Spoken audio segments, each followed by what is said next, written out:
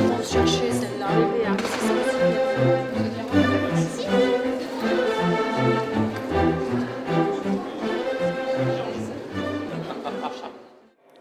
La question est effectivement très importante, c'est-à-dire que le fait d'être obèse s'accompagne d'un ensemble de complications qui peuvent confiner à un surcroît de mortalité.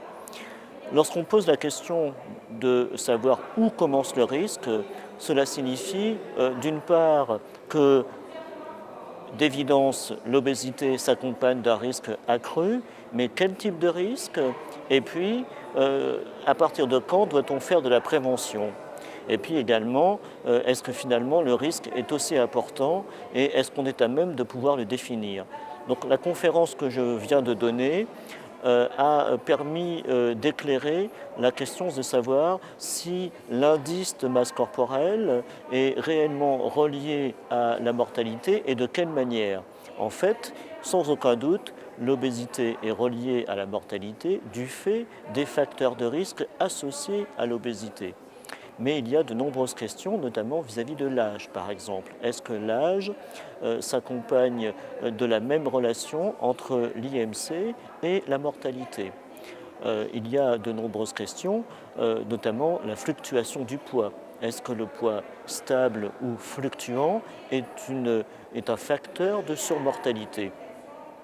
On a d'autres questions qui se posent, mais indiscutablement, l'IMC, l'indice de masse corporelle, est insuffisant pour déterminer une exposition à un risque. C'est pour cela qu'on se tourne vers le tour de taille, puisque le tour de taille permet de déterminer quelle est la distribution de la masse grasse dans l'organisme. Et on sait que l'augmentation de la masse grasse au niveau de l'abdomen, c'est l'obésité abdominale. L'obésité abdominale expose à un risque accru d'hypertension artérielle, de diabète et de maladies cardiovasculaires. La question, c'est également de savoir quand est-ce que s'arrête le risque. Parce qu'effectivement, dans certaines circonstances, l'obésité peut s'accompagner d'une diminution du risque. Et cet après-midi, lors des conférences, notamment celle donnée par le professeur Cano, nous verrons que l'obésité peut également s'accompagner d'une diminution de risque lorsqu'il y a des maladies chroniques. La question importante est de savoir si le fait de perdre du poids diminue la mortalité de manière importante ou de manière modérée ou pas du tout.